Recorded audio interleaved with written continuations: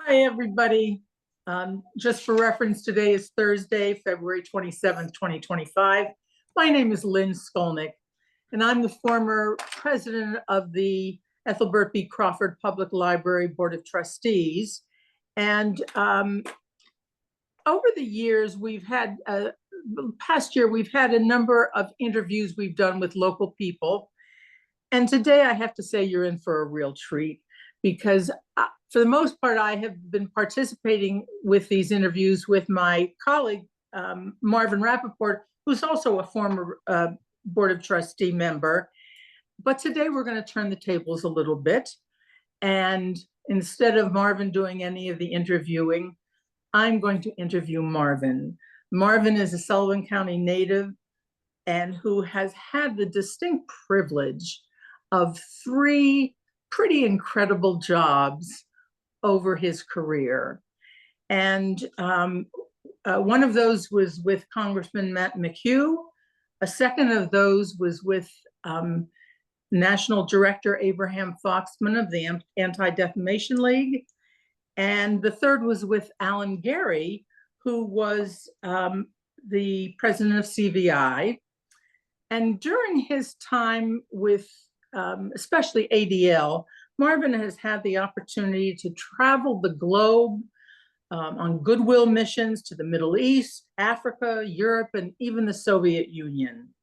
His is a really fascinating and interesting story, but it all began with his upbringing here in the Catskills in his grandparents' Borscht Belt Hotel. So Marvin, welcome. And please tell us to start off with about your formative years here at your grandfather's hotel and here in Sullivan County. Okay, thanks, Lynn. I'm always, it is a little bit with the tables turned, you know, it's much easier to ask questions in some ways than answer them, but I'm pretty comfortable doing that as well. I've been blessed in my career. I've virtually never had a 9-to-5 job where you punch the clock. I lucked out in a number of ways, which I'll talk about. And some of it's luck and some of it's design and some of it's serendipity. But you got to put yourself in the right place and be open to changes. Growing up here in the Borscht Belt, you mentioned my grandparents' hotel, the Schecht family, Abe and Bella Schecht. My grandparents had the Delano for 28 years. And it was a typical small hotel in the Catskills. My parents, my mom, Rose Schecht Rappaport, was part of the family that ran the hotel. Basically, they lived in Brooklyn and came up in the summers. And my dad, whose family originally was in Brooklyn, came up here in the early 1920s and was a small town guy who was delivering for Hecht Bakery at the Delano, and which was then called the Rose Glow. Met my mom, and the rest is history. They had their first date at the Wurtsboro Diner, and until he passed in 1983, had 45 wonderful years, and they were great to my sister Ellen and to me. But the most formative thing, which interestingly, my grandparents closed the hotel, as most of the places did, for after Rosh Hashanah. And my father went down, we as a family went down to Miami Beach, the old Miami Beach, not the new Art Deco Miami Beach. And my dad managed hotels on the beach for the season, quote unquote, which ran pretty much from November through March, when we came back in time to open the hotel for Passover. So I had two sets of friends here in Monticello, there in Florida. And because Florida was way behind in the education at the time, they wanted to skip me when I got down there in second grade. And my mother said, you can't do that. He's going back to second grade in Monticello. So you're not going to be able to do that. So that was the first 8 or 9 years of my upbringing. After that, we pretty well were stationary here and got my parents built a home in Monticello, and I became a Monticelloite. Now, you might want to get into, I don't know, schooling. I lived on Madeline Avenue, which was 2 blocks from what was then the elementary school, middle school, high school, all in one. So I could literally walk to school every day. And I had a number of wonderful teachers growing up. And interestingly enough, my first year, which you didn't grow up here, but most of us who did are my age. We went to the telephone company. See, I was part of that baby boom generation, and we outgrew the school. So they rented rooms at the telephone company. And I remember walking through the halls, seeing all these wires everywhere. And there were these rooms that we had rented for school. And I went there for kindergarten and I think first grade. Second grade, we went over to the other building. I had Mrs. Kyle in a very tiny little room off the small gym, for anyone who remembers that. Third grade, Mrs. Drutt. Fourth, Mrs. Usner, and so on and so forth. We went for half a day in my fifth grade. Again, we was too many of us and not enough room. So if you lived on one side of Broadway, you went in the morning until Christmas break. And then after Christmas break, you went in the afternoon. So it was 9 to 12 and then 12 to 4, and it changed. So a lot of the friends that I had lived on the other side of town, so I didn't see them for that year. Otherwise, we were, for the most part, pretty well a group together for most of our grades.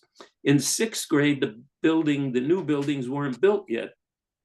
So we went to school in the bus garage, literally. The stalls, the doors were closed. They put the tables, the little desks in the room, and we had none of the facilities. I mean, there was a bathroom, but there was no kitchen, there was no cafeteria, there was no gymnasium. Our exercise was outside. You got your little lunch and 3-cent milk and went back to your desk and ate at your desk. And that was sixth grade. In high school, or seventh grade, really. Marvin, let me just interrupt you for a second. So you had no library either, did you? No, indeed. We didn't, but we went to the Crawford. We did go to the Crawford Library at that time. And I remember reading a lot of We Were There books, in history. I was always attracted to history. And I read a lot of biographies and these little books that you got. In those days, you had to go downstairs for the children's section. And I read one on Eisenhower, one on Roosevelt. And of course, my interest in the presidency was at a very early age. And the Crawford Library served a terrific purpose in that regard. In high school, probably the most enjoyable thing that I did was to be on the debate team. Mr. Brower was our debate coach. I learned a lot about public speaking, although I was not bashful, even at that age. And I think I might have had the record at the time for 15 straight wins in the debate, on the debate team. Had great colleagues. Ron Aqua was my colleague for many years, Marty Wasser and Bob Sheriff, for example. And I learned a lot by standing on my feet and speaking, and it came in very handy later on. We also went to the national tournament. Bob Sheriff was able to participate in that. And Mr. Brower drove us in what was then not even a station wagon, it was a panel truck. And we drove all the way to Akron, and it was a great experience. The other for me was in a debate tournament in Jamestown, New York. Out of 88 speakers, I came in second. Okay. So I've always wanted to go first, but I think that's pretty good showing. I graduated in 1965 and then went off to college. I spent my first year at Ithaca College. It wasn't to my liking. Kids there said we're from the city. That meant Rochester. They were not oriented to New York. And I was sort of a prototypical New Yorker. So after a year, I transferred to NYU when there was an uptown campus in the Bronx. And it was very interesting. Small school, 3,500 students, did well, made Dean's List, and enjoyed my college years. You want to know about my jobs in the summer? Yeah. During the time when you would come back in the summertime from college, did you work in the family hotel? Yes, I did. I worked as a busboy first, and then as a waiter. And as you may know, I've been telling people in our Catskills panels, 3 meals a day, 7 days a week, 10 weeks straight. No meals off, no days off, no time off. But it was great. I made a lot of money, and I was able to help pay for my college education. Me too. After that, I went. Many people know that my aunt and uncle, Ann and Mo Kaplan, owned Kaplan's Deli.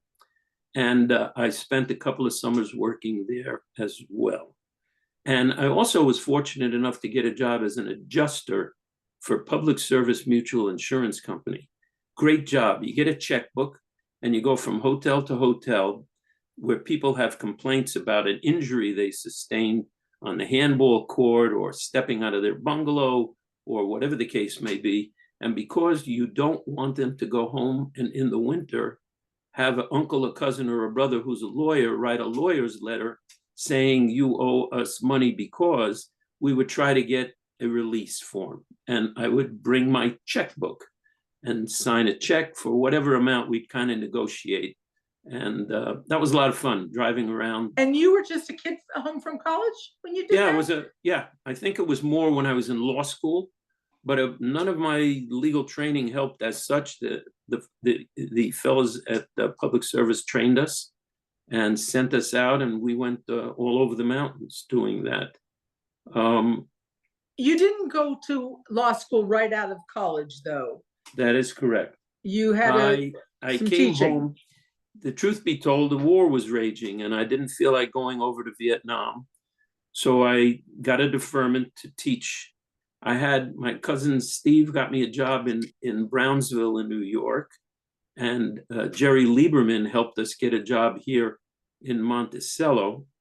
And I tried for both Denise Morantz, who later became my wife, and I applied for an English job in the middle school, and neither one of us got it. They asked me to teach at the high school, which I did, and they asked Denise to teach elementary school at the Cook School.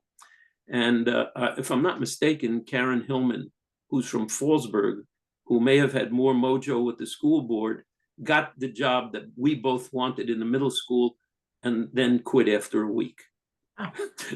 But they would not move either of us back into that job. So anyway, I did spend a year, which I enjoyed very much, teaching in Monticello High School. And then I was able to get a deferment and go to law school. And the first year I was in law school, Denise and I started dating more formally, and we ended up getting married that summer. And just as a footnote, some may know, Denise Morantz, her family was the Schwartz family. Her grandparents owned Schwartz's Deli. So we had Kaplan's Deli on one side, Schwartz's Deli on the other side of the family. It was like the Capulets and the Montagues got together. After that, I did practice law for a little while here in Monticello with the firm of Axe and Teeger, Jack Axe and Lou Teeger. And then serendipity is what I said. Ron Aqua, who was my debate colleague and close friend and who worked with me at the Delano, called me one day and he said, there's a fellow running for Congress, and he knows the district runs from the Hudson River to the Finger Lakes, from Monticello all the way up to Ithaca. And he needs somebody who knows his way around Sullivan County. My dad had been a town councilman. My aunt Ann, some may know, was mayor of Monticello. So I've recommended you to him as somebody who could help him in his campaign. Now, when I graduated law school, I think they handed out a piece of paper, or they asked everybody to predict where they would be or would like to be in 5 years. I think I wrote down I'd like to be working in the Congress, having absolutely no chance whatsoever, no connections, no opportunity to do that. Matt McHugh called me and said, Ron has recommended you.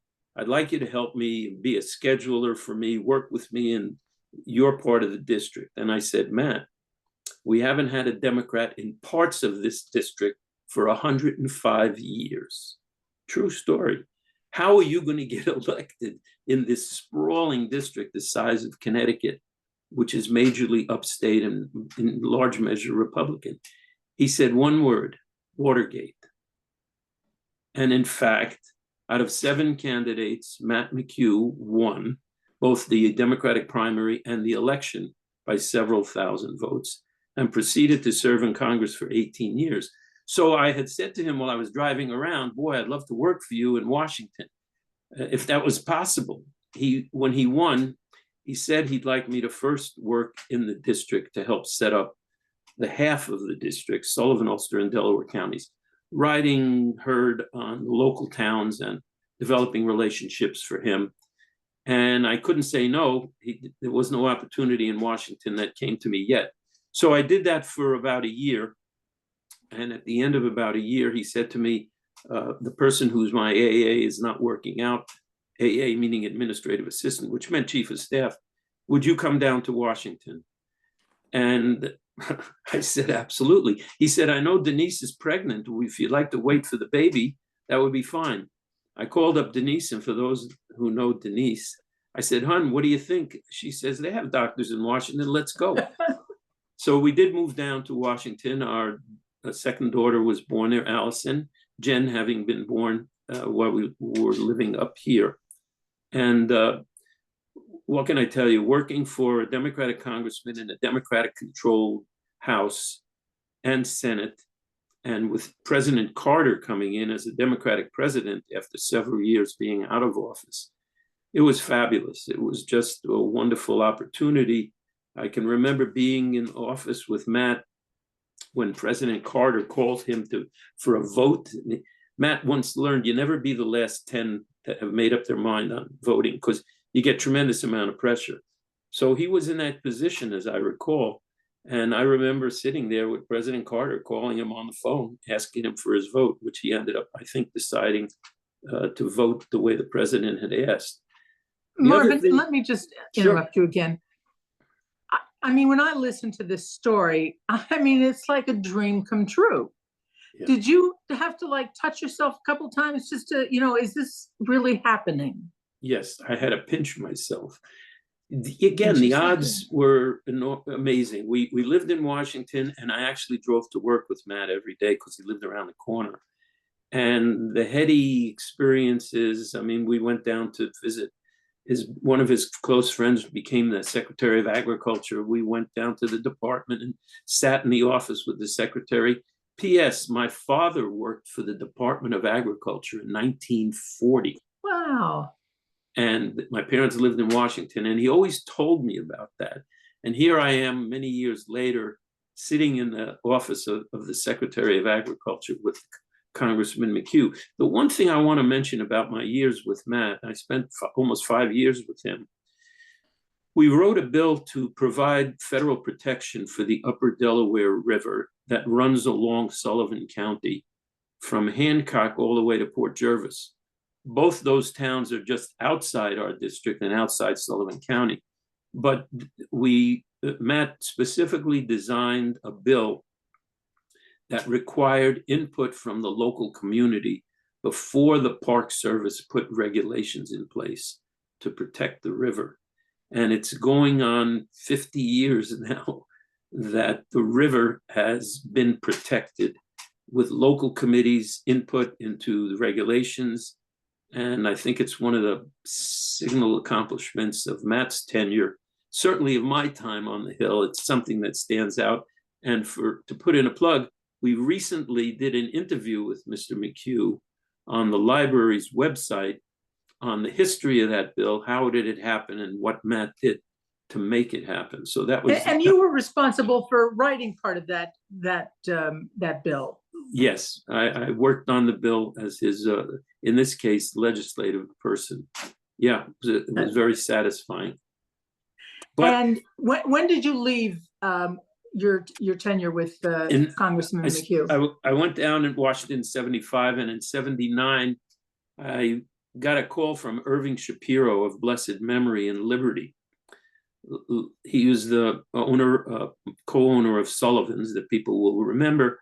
And Irving was involved with the Anti-Defamation League as a volunteer for many years.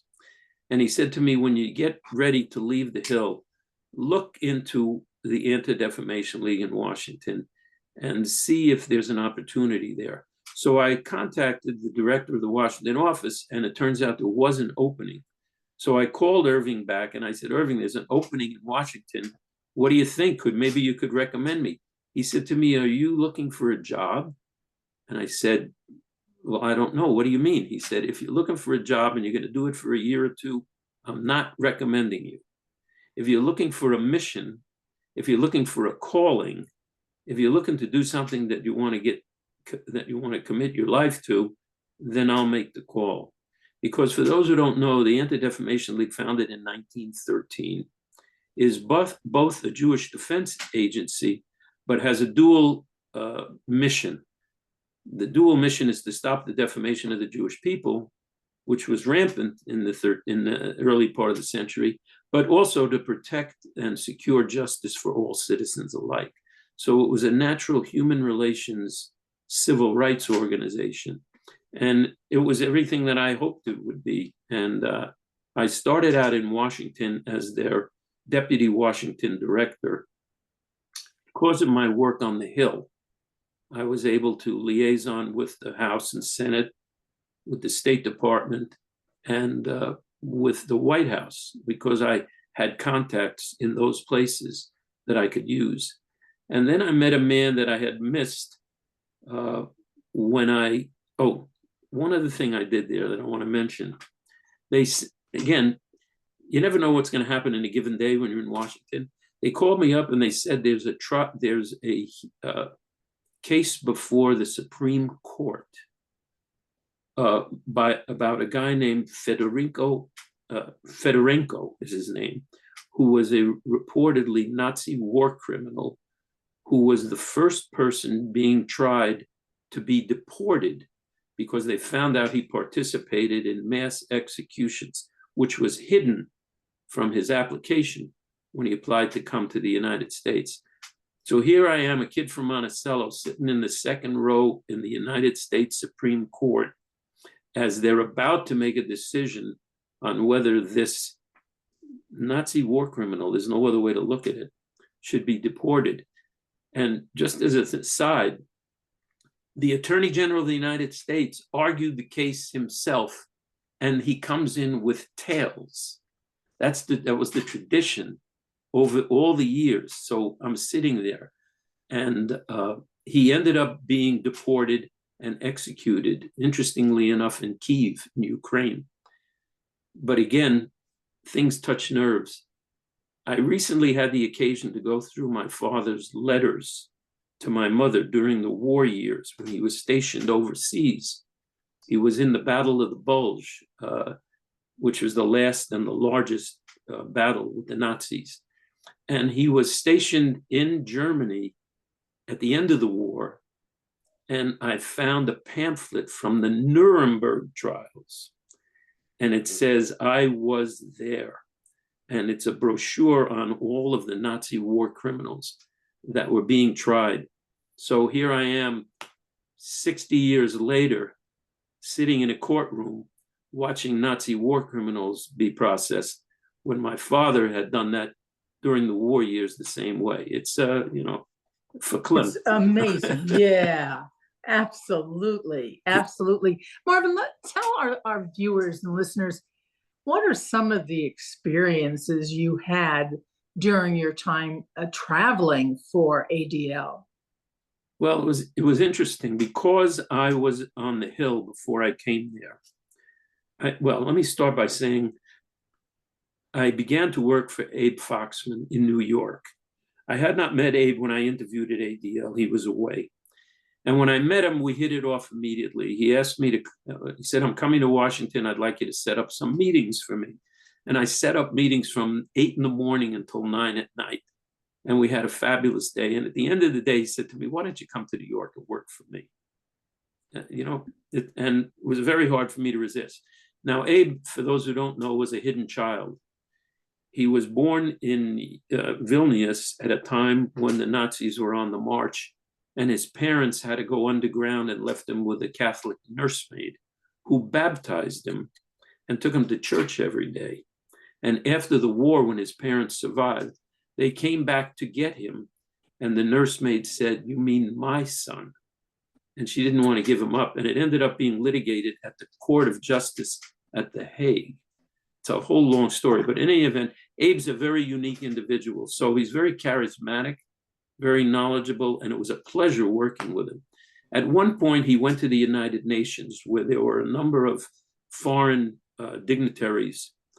And Israel, for those who don't know, was helping all these new African states that threw off the yoke of colonialism in the late 50s and 60s. But when the 67 war took place, all the African nations broke off relations with Israel. So there was an effort being made, now that Israel was doing well as a nation state, to promote Africa, Israel, America relations. So Mr. Foxman went to see a fellow named Mobutu, who was the dictator / president of Zaire. And he importuned him to open relations with Israel. And Mobutu says to him, I will do that, and then you will come to Zaire. And so a week later, we get a telex at that time, not even a telegram. I am renewing relations with Israel. When are you coming to Zaire? And Abe Foxman hands me the telex and he says, Marvin, you're going to Zaire. And I said, what are you talking about? He said, I can't go for a lot of reasons. But given your background, you're going to lead a delegation of Jewish community leaders to, the first trip was Kenya, Zaire, and Zimbabwe. And again, it was just promoting these relationships. So the first stop we made was Kenya. And we met with a minister named Njonjo, Njonjo, who helped the Israelis plan the Entebbe raid in his living room. And it was incredible to hear the stories about that. And then the second stop we made was in Zaire. And we met with President Mobutu. Interestingly enough, we didn't meet with him at his palace residence. We were asked to go on a boat, a riverboat, as it were, up the Zaire River. And we assumed he would be on the boat when we got there. Turns out he wasn't. We're halfway up the river and we hear boom, boom, boom, boom, boom, boom, boom. A helicopter lands on the top of the boat, and Mobutu gets out and sees half a dozen of us, including Irving Shapiro, by the way, and we said, Irving doesn't know French, but said, Monsieur le Président. And the president rattles off in French a whole bunch of things. Oh, I'm so glad you speak French. This and that. Irving says, that's it. Those two words are all I know. But he said to us, what have you brought for us? There was a perception that the American Jewish community was very wealthy and very well connected in contact. Interesting. And if you're coming here to promote America-Zaire relations, what have you brought for us? And he was kind of looking around to see if we had bags of gold or something. And it was a very interesting conversation. And did you have anything? No, we didn't. We had, tchotchkes, from ADL and so forth, goodwill trinkets, but no. No swag bag. No, we didn't. And the next stop was in Zimbabwe, which was a fascinating place as well. Mugabe had been the president for many years there, again, being elected democratically and then turning it into a dictatorship. So it was kind of interesting experience. And as long as I'm on it, I'll tell you one other trip. Because we did well, and eventually these countries did renew relations with Israel, Abe sent me on a second trip 2 years later to Ivory Coast, Cameroon, and Liberia. And that was another adventure, and I'll only mention one of the ones there. Ivory Coast was the largest hotel in Africa with a moat around it and a bowling alley inside. And when we walked into the dining room, they said to us, well, you guys are from the Jewish organization. The Israelis are here tonight. It turned out it was Israel Independence Day, and there were 350 Israelis in Ivory Coast on construction projects. And they were in the dining room having dinner with the flags from Israel. So we walk in and I sit down next to somebody who's from America and who's married to an Israeli. And she says, where are you from? I said, well, we're from New York. She said, where? I said, Long Island. She said, where? I said, Westbury. She said, so am I. She said, could you call my mother when you get home and tell her I'm fine? Again, the things you meet, you can't believe it. But the more interesting one, and I'll try and make it brief, was Liberia. At that time, there was a man named Samuel Doe who had taken over the presidency of the country. They assassinated the prior president, so it was a little hairy. And we attempted to meet with President Doe, and we stayed for 2 or 3 days and were unable to do so. It turned out he had another appointment the morning we were supposed to meet with him, and we headed to the airport to leave to go to the next stop on our trip to Ivory Coast. We got on the plane, and frankly, we were pretty much the only Caucasians on the plane. It was mostly Africans, and the plane was full, and it was not assigned seats. So you had to hustle to find a place. And we got on a runway, and the plane stopped, and the pilot said, "Will the Israeli delegation please leave the plane immediately?" Now I looked around, didn't have to figure out who that meant. So the half a dozen of us got up and we left. At the bottom of the ramp were our cab drivers that were arrested by the police and brought back to the base of the plane. And they were throwing our luggage off the hold onto the runway. Turns out President Doe came back from his meeting and said, "What happened to the Israelis?" And they said, "Well, they left, or they're about to leave." He said, "I would like to meet with them." So they wired the plane, stopped the plane, got us back in these cabs, and brought us back to his office. And were you a little concerned? yes, I was, absolutely. But, there's nothing you can do. You just got to go with the flow, which we did. And they ushered us into the office of Samuel Doe, who had in very large letters on his desk, President Samuel Doe, and who had a stack of, would you believe, Smokey and the Miracles tapes on his desk. Turns out that was his favorite music. We met with him. We made our pitch about renewing relations. He accepted it. We took photos, and then we left. And the foreign minister said to us, "Well, your plane is gone, but the president has said, if you can get back to the airport at 4 p.m., his plane will take you to the Ivory Coast." So we hustled back, got our luggage, went back to the airport, and got back on the plane and sort of huffing and puffing, strapped into our seats. The runway on which this plane took place was really a farm, and there were goats on the other end of the runway. It wasn't a big formal airport. We took off, and just as we were airborne, we heard Smokey and the Miracles on all of the audio. So that was our experience. Did you get the same cab drivers? Yeah, they did. No, I don't think so. Those guys were thrilled that they didn't have to wait around for us. The only other places I should mention that I traveled, which is we did a trip to Germany just as the wall came down. We didn't know it beforehand, but we presented an award to President von Weizsäcker, who spoke out very honestly about the Holocaust and what happened to the Jews. And he accepted an award from ADL. And the wall had come down a week before, ironically, and I got a piece of the wall, which I still kept as a souvenir. So that was great. And otherwise, I made many trips to Israel. We took congressmen to Israel to see what their American investment was in a democratic state, in a very non-democratic part of the world. And as you may know, Israel has trained and used a lot of American hardware in defending themselves. And so the US was able to see how our planes worked and how our hardware worked in that part of the world. So I took probably 20 or 30 congressmen over a 2 or 3 year period to meet with the prime ministers of Israel. And we went to Egypt once the peace treaty was signed, and they met with Sadat and Mubarak as well. So I got a chance to do that as well.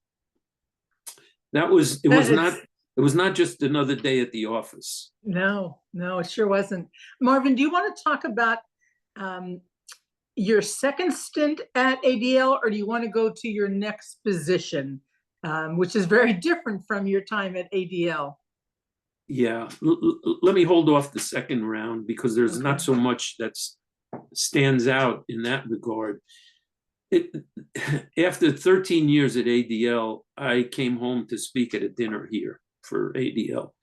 And Alan Gerry was at the dinner, and he said to me, "Next time you come home," because he liked what I said when I spoke, "next time you come home, come see me. I thought he may say that to a lot of people, so I didn't pay much attention. At some point, Irving Shapiro calls me, again, my mentor, my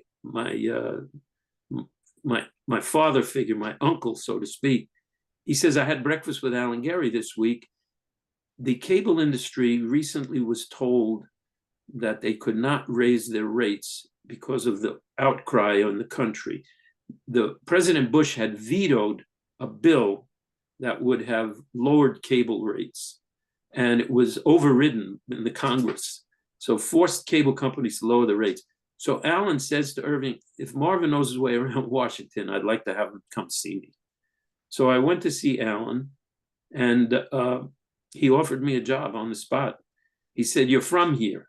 I have a lot of people that come up here to work for us and don't really fit in here or don't know the culture. But you come from here, and I'd like you to work for me. So I called Denise. After all, she's from here. And I said, hon, Alan has offered me a job.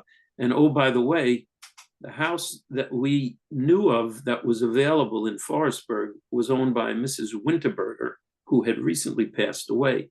And Denise, as a youngster, had her eye on that house. It's a old stone house in Forestburg. Yeah. So Irving actually says to Alan, Marvin's wife has her eye on this house in Forestburg. So as I'm leaving, Alan says, I want you to call me by, this is Alan, call me by tomorrow noon and tell me if you're taking the job. He says, and buy that house for your wife. I said, Alan, we have a house in Long Island. He says, you're not listening to me. He says, you're going to buy that house for your wife and you're going to come to work for me. And of course I did, and we did. And, it's 30 plus years that has happened. Working for CVI was wonderful. I spent 3 years there before the merger with Time Warner. And basically, Alan asked me to set up meetings in Washington for him to meet with the congressmen and senators who were on the committees that were regulating cable. 2 quick things. He said, this guy, Markey, who's chairing the subcommittee, has really been a pain. What do you think? Can we get to meet him? I said, give me 5 minutes. I went out and I called. I had taken Markey to Israel on one of our ADL trips. So I called his assistant and I said, can I get in to see the congressman? She said, next week, 2 o'clock. So I go back to Alan and I said, next week, 2 o'clock, 4 eyes, you and him, and I'll go for the ride. He says, you're kidding. He says, what about this guy Dingle who chairs the full committee? He's been less helpful than Markey. I said, give me a minute. I called up one of my closest friends at ADL who happens to be Dingle's accountant. He called Dingle and he said, how about 3 o'clock on Tuesday? So I went back to Alan and I said, yeah, you have a meeting with Dingle 3 o'clock on Tuesday. That was the beginning of my series of meetings in Washington with Alan, and we became part of an association of other small cable companies, 1 million or so. Alan had 1 million plus customers in 13 states. And we would make periodic trips to Washington in the plane, the company plane. And I could go down with Alan, have lunch on the plane, meet 3 or 4 congressmen and senators, and I could be home for dinner, which is, talk about surreal experience. It was amazing. Ultimately, they did change the law, and Alan got an award from the cable industry for giving back the most, because he had all these meetings set up for other cable operators to go to Washington to lobby for the change. So that was really a wonderful opportunity. By the way, in addition to doing the international travel for ADL, excuse me, I did public speaking. Let me just try a little bit of water. I spoke in about 35 cities across the country for ADL. It was wonderful. From Seattle to San Diego, from Chicago to Dallas, from Atlanta to Boston, and of course, my old stomping grounds in South Beach, where there's a large Jewish population. So my years in CVI were great. When Alan sold the company or merged the company, I got a call from several other cable operators. And they said, could you do for us what you did for Alan? So I started my own consulting lobbying business in Washington. And I spent 7 years doing that. One by one, each of the companies sold to larger companies. And so we eventually came back to Middletown first. And I went to work for Rocco Camiso at Mediacom, who used to work at Alan Gerry's. Rocco had sort of taken on the role of a major medium-sized company with over 1 million customers. And I got to travel a little bit there. He's the largest provider in Iowa, so I spent some time in Iowa. Never been to that part of the country. Iowa, Illinois, Georgia, California, a number of states, and that was fine. So you asked me about my return to ADL. At some point, Abe Foxman spoke to me and said, you know, people tell me I should have a chief of staff again, and I haven't had one really since you left. Would you come back and work for us? And I looked at Denise, and we both said, sure, why not? You know, let's do it.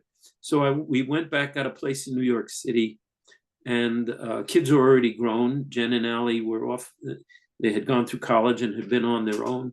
So we went back, and then I really had another wonderful 10-year stint at ADL, working as Abe's chief of staff, traveling around the country. What did that entail, being his chief of staff, Marvin? I'll tell you, the best line I ever heard is, what does the chief of staff do? Jack Watson, who was Carter's chief of staff, said the job of chief of staff is javelin catcher.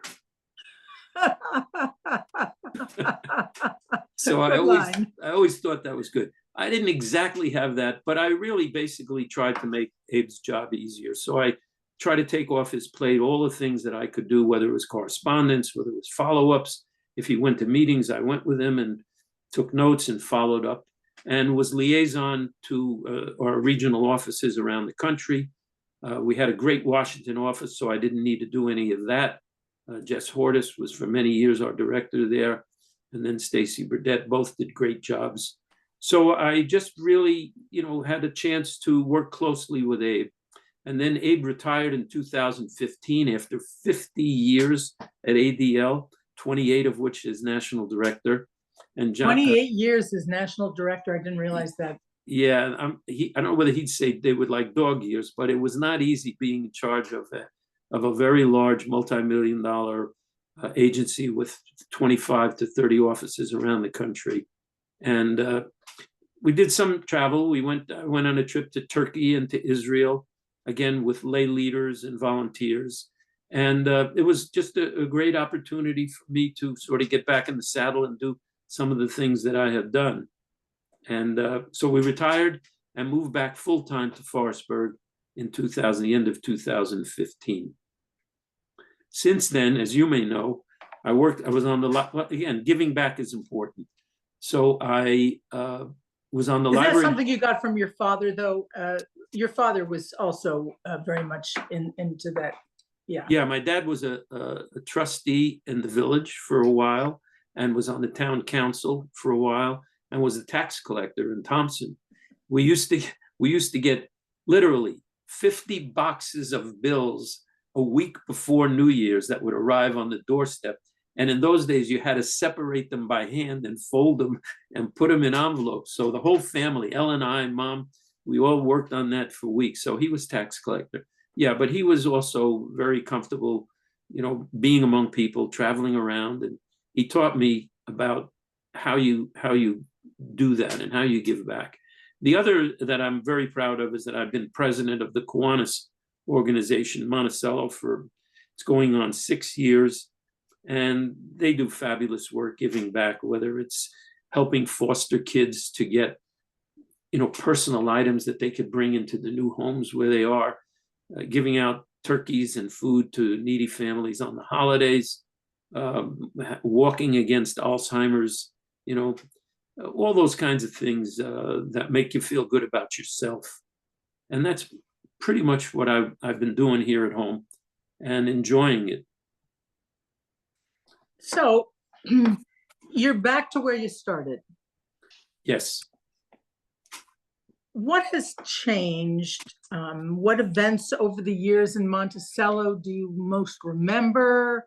Tell us about what it's like to be back home. And I know you've been very active in the project that the library took on with the StoryCorps, recording Borscht Belt history. So what can you tell us about your past experiences that perhaps influenced where you are now, or what you became, or wherever you want to go with this? Well, I always felt that it was a blessing to grow up here.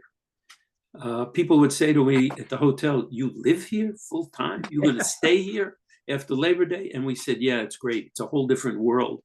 I mean, I remember growing up in a small town. I had the same friends throughout school, and we knew the same people and the same families. I remember a lot about growing up in Monticello, even though in the initial years I was only here part-time. I remember the sesquicentennial, when everybody had to grow a beard or a mustache in Monticello. I remember the parades, whether it was Halloween or Christmas or whatever it was that we would go through town. I remember painting the windows of all the stores in town for Halloween. People would let us do that with water paints. And I remember going to the high school basketball games. Fabulous. The gym, well, it was the middle school, the gym was packed. Everybody came, not only parents of the ball players, all the locals came to all the games. And we went to some of the away games, Fallsburg, Kingston, Liberty, what have you. It was a school spirit and it was wonderful. It was a sense of community. And I think it's still here. It's a little different because a lot of the people that I grew up with are not here. They've either left or passed away. But one of the things we do at Kiwanis, we give scholarships to, about a dozen youngsters every year. And we get to interview students at Monticello High School. Nothing renews my faith more in the high school and in the central school than seeing some of these very bright, capable young people and, trying to help wish them well along their ways, many of whom have gone to Ivy League schools. And it was very rare in my day for you to leave Monticello and end up at Harvard, although some did, Columbia, Harvard, Yale, and what have you.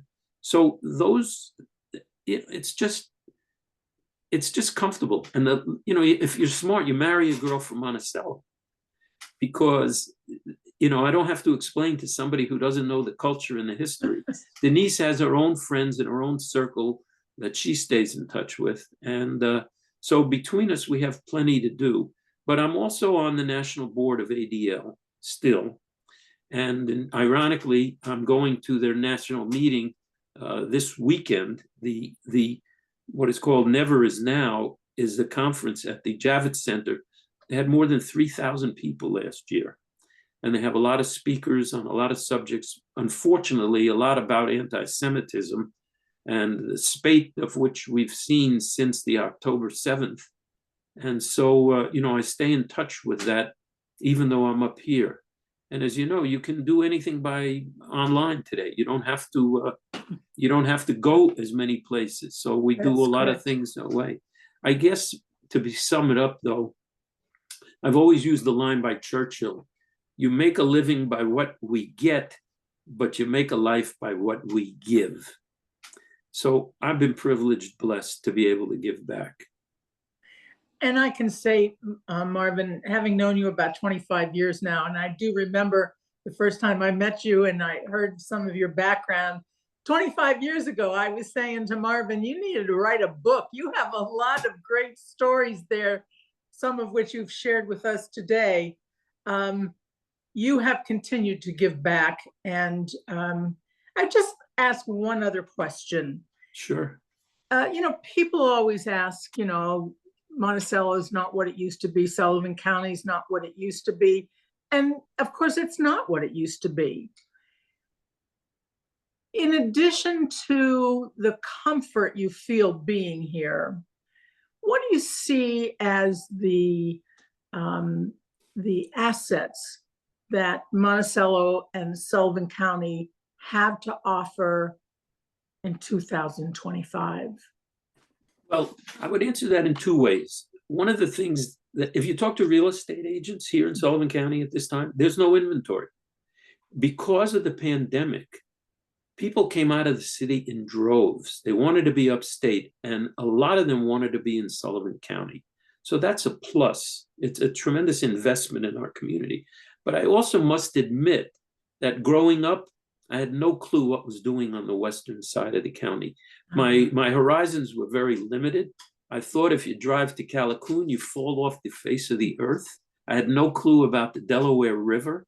And for at this time, the river towns and the western part of the county is booming. Lots of people are moving in. There are new stores, new restaurants, new businesses, bookstores, no less, in Sullivan County. I can't believe it. I wandered into, was it Livingston Manor last week? Yes. To find a bookstore. No, Roscoe. We were in Roscoe. There's a great bookstore now in Roscoe. There's one in Callicoon upstairs from one of the stores. Oh, I didn't know and that. That was never the case. So I think there's a tremendous future. They're redoing the train station in Callicoon. So for people who want to experience upstate, and you hear about one or more actor almost every day, somebody in show business who's bought a house and lives in the Catskills. So I think there's hope. I've always felt it was sad that we didn't take advantage of our clean and green environment when we had hotels. There are virtually none left. Villa Roma is really the only one. And of course, the Raleigh is still here, serving primarily the Orthodox community. But it's still, and their homes going up all over the place. So I'm hopeful that we'll still continue to thrive and grow and continue to, attract people from certainly all parts of the state, much less Philadelphia, New York, and what have you. And I'm going to ask one last question and put you on the spot. Uh-oh. Of those three very different positions you had over the year with Matt McHugh, Mr. Foxman, and Alan Gerry, was there one that you favored, or was there one that, or something that you either did or learned in one of the positions that sticks out in your mind even now? Well, I said something at the beginning that I'll repeat. You have to put yourself in a position where good things happen to you. I've been very lucky. This doesn't happen by itself. Matt McHugh came along out of thin air. I had no way of knowing that would happen. And the time, by the way, I still talk to Matt regularly on the phone and the emails. We've kept in touch over these 40 years. So, and to be in Washington and to be able to be in the front rows for the inauguration of the President of the United States, it's hard to say that that's not a special event. And yet, to travel around the globe, Irving Shapiro came with me on one or more of those trips to Israel and to Africa.